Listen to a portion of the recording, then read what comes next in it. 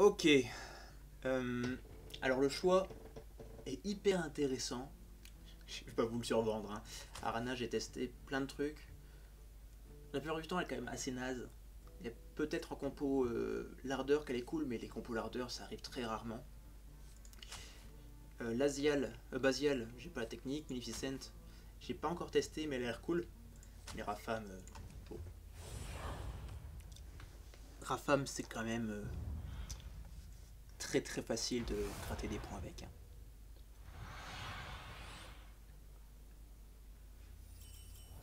Donc on est parti. Avec Rafam, vous choisissez toujours celui qui est le plus susceptible d'être choisi pour pouvoir tripler. Donc le chasse-marée. Jamais vous vendez le token pour Hero Power, sauf si vous êtes un filou et que vous partez du principe qu'en face c'est un Deathwing et que le Deathwing est forcément pique, je sais pas moi, un Forban, et que vous êtes prêt à échanger 2 PV contre un Forban. Voilà, c'est le genre de cas où vous avez le droit de vendre, mais la plupart du temps, chasse-marée quand même. Depuis le patch pirate, depuis qu'il y a le mousse et qu'il y a l'alien qui est passé à 2, il est assez probable qu'il tue un truc. Mais c'est pas non plus... c'est souvent... Si en face il y a une 2-3 ou n'importe quel dragon, vous perdez du PV pour rien et c'est un peu dommage. Un Murloc en face, on va piquer le Murloc. Hein. On va essayer d'aller chercher ce Murloc.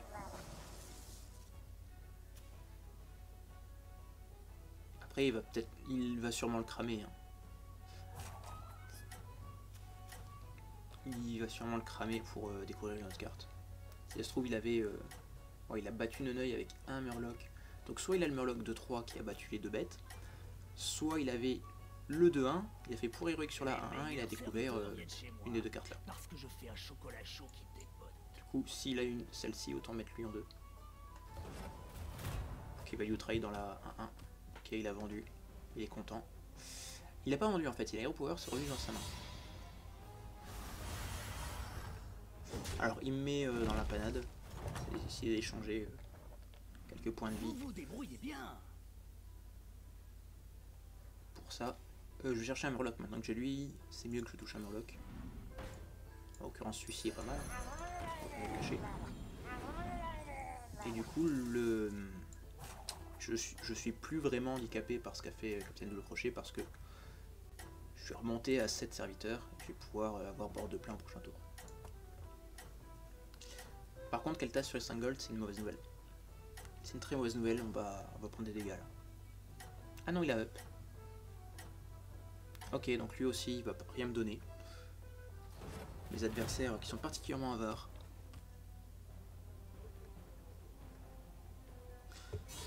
Tous des radins.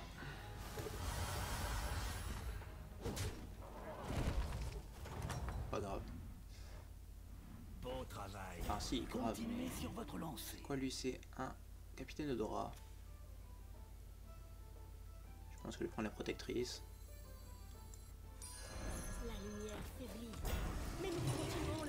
Du coup, j'ai pas full board, mais lui il va me donner full board et je vais pouvoir up et pouvoir héroïque. Mais c'est laborieux, hein, ils sont pas sympas. Ils sont pas sympas. Après, ça montre simplement qu'ils jouent bien. Enfin, qu'ils jouent bien, qu'ils font attention qu'ils rafent en face, puis du coup, ils... Elle, c'était pas mal joué. De cramer un truc, de le garder en main, de pas le développer en se disant que elle allait probablement perdre de toute façon, donc autant sacrifier 2 PV contre moins une carte pour Rafam. Je suis pas sûr que ce soit pertinent, hein, puisque 2 points de vie pour toi, c'est mieux que je veux dire une carte, moins un token pour adversaire.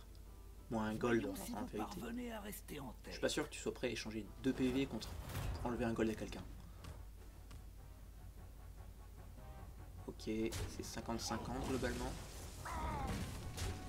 Droite. Pire hit. À droite. Perdu. Il y avait un 50-50 sur est-ce que je prenais des dégâts ou pas. Enfin, il y avait même... J'avais 60% de chance de pas prendre de dégâts en fait. Tant pis, j'en prends pas.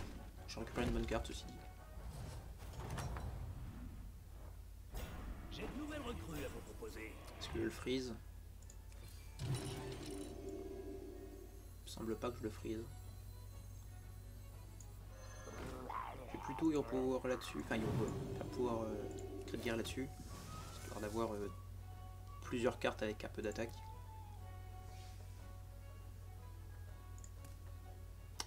Je sais pas trop. Parce que là, à part les deux là, et bien sûr un chasse-marée, parce qu'il y a des cartes que je cherche. Si je pique lui... Ah, si je le prends et que j'arrive pas à le tripler derrière, ça m'énerve. Et si je le prends et que j'arrive pas à tripler, je chercherai tout de même navigateur et voyant pour le buff. Donc autant rester comme ça. Et voir ce qui arrive.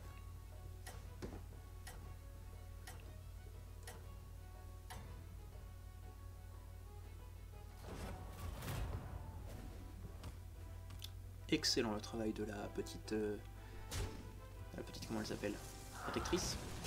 Horrible pour le ça. Ceci dit, c'est peut-être ce qui va me permettre de sauver quelques points de vie. Là, non, qu'elle s'en sauve.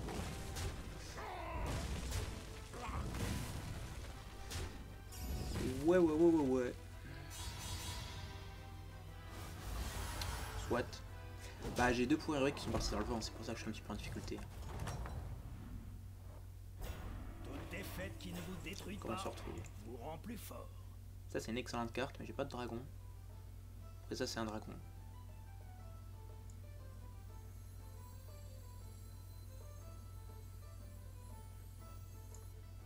Si je trouve un gardien de bronze derrière, c'est fou. Engagez une recrue, ça aussi c'est fou.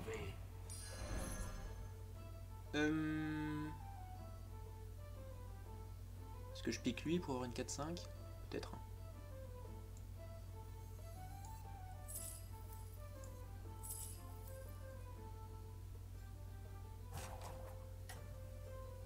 Ouais, j'ai le droit à un rôle. Peut-être choper mieux quand même. Je sais pas si c'est mieux, mais c'est...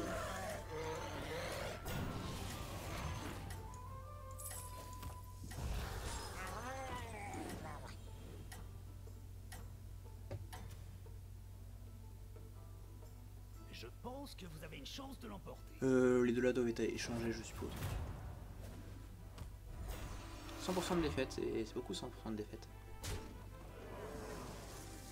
Une excellente récupération.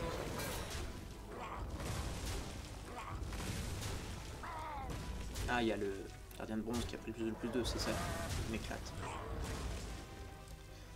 On va aussi chercher les gardiens de bronze, on l'a pas eu. Bon, qu'est-ce qu'on fait? J'ai de nouvelles recrues à vous proposer. Je pense qu'on va vendre le chasseur roche-cave.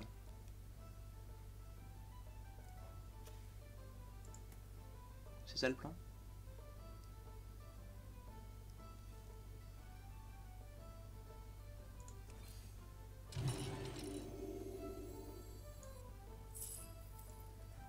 Pour ce tour-ci, développer simplement le Drake.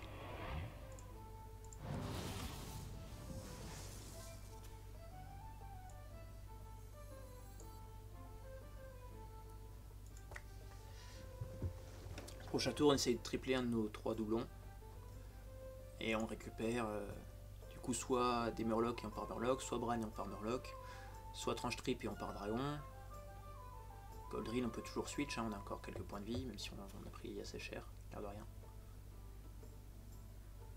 Qu'est-ce qui nous a mis si cher? Ah bah le Keltas il nous a mis super cher. Il nous a mis super cher en deux temps lui. En un temps on nous donne rien et en deuxième temps on a un gardien de bronze. Ouais. Massacreux, je sais pas s'il en ferait quelque chose. L'ardeur, je peux partir pirate. Enfin il faut tripler, déjà le premier étape c'est tripler. Vous vous débrouillez vraiment bien. Après je joue Murloc en face, c'est pas avec celui qui me file une carte dorée. Aïe aïe aïe aïe aïe. Mauvais hit. Ok c'est pas mal. Enfin c'est pas mal. Faire tuer autre chose. Prendre moins de dégâts. Il te suicide pas. Parfait.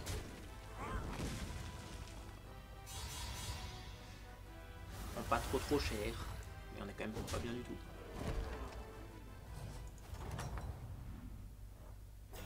Allez, sérieux. meilleur. Eudora sur tour 8. Ça va, c'est sur tour 9 qu'elle est un peu fumax. Elle joue aussi Murloc. On va bien tripler quand même. Lui, on le prend. Non. Non. Non. Non. Oui. Oui, mais...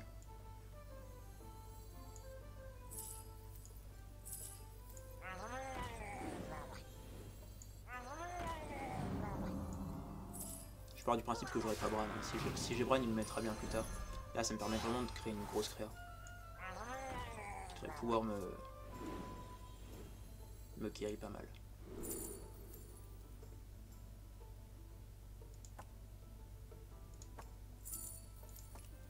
Tranche trip, j'ai vendu les copains. J'ai pas touché 3 cartes Murloc, mais j'ai touché 3 cartes qui permettent de switch de manière intéressante.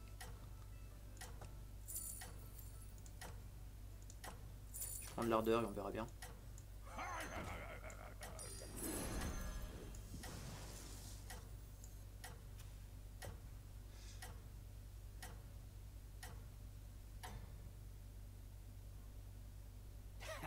Continuez comme ça.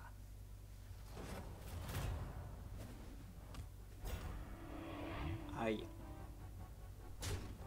J'ai beaucoup de chance de sortir aussi. C'est pas grave, ça vous fera une vidéo courte. Et tout de même amusante, c'est le premier tour. Je me suis fait défoncer par la RNG là sur leur pop. Ouais, sur l'autre aussi. Bon.